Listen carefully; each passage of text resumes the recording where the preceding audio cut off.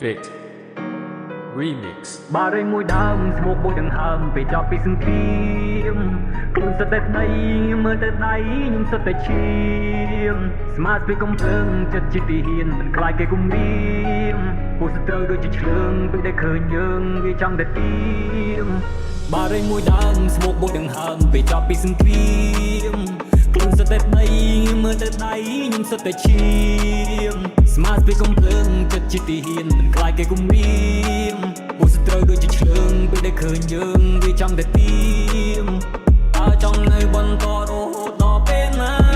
ប្រពន្ធត្រូវបាត់បង់ប្តីហើយកូនត្រូវបាត់បង់លោកប៉ាតើត្រូវឃ្លាតឆ្ងាយពីឲ្យបានព្រមមើលរូបថតគ្រួសារឃ្លាតឆ្ងាយផ្ទះឃ្លាតឆ្ងាយដីមិនដឹងត្រឡប់នៅពេលណា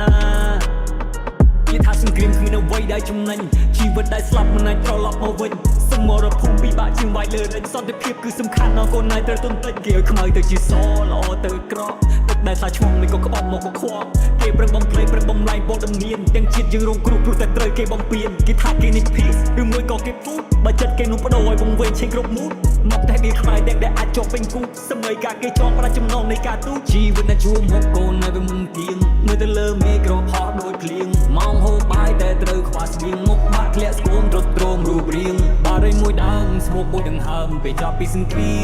មខ្លួនសតែដៃមើលទៅដៃខ្ញុំសតែឈាមស្មាតពីកំភ្លើងចិត្តជាទីហ៊ានមិនខ្លាចគេគំរាមពួកសត្រូវដូចជាឆ្លើងពេលដែលឃើញយើងវាចង់តែទៀម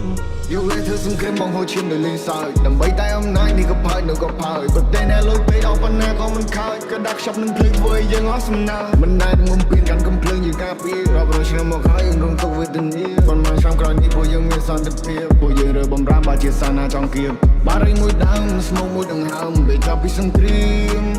ព្រៀងក្រាក់មួយមេធំម្ដាយនៅជំរុំកូនរត់ចេញទៅភ្លាម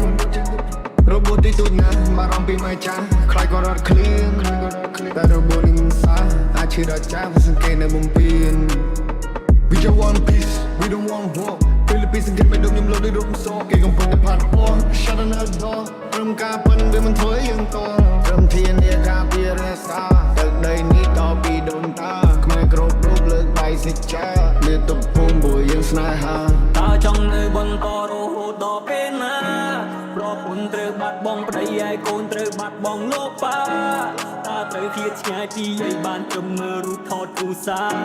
ឃ្លាតឆ្ងាយផ្ទះឃ្លាតឆ្ងាយដីមិនដឹងត្រឡប់នៅពេលណា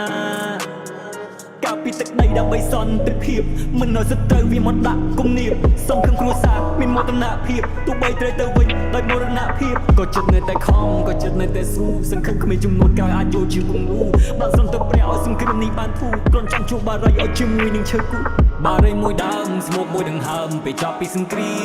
មខ្លួនសតែដៃមើលទៅដៃខ្ញុំសតែឈាមស្មាតពីកំភ្លើងចិត្តជាទីហ៊ានមិនខ្លាចគេគំរា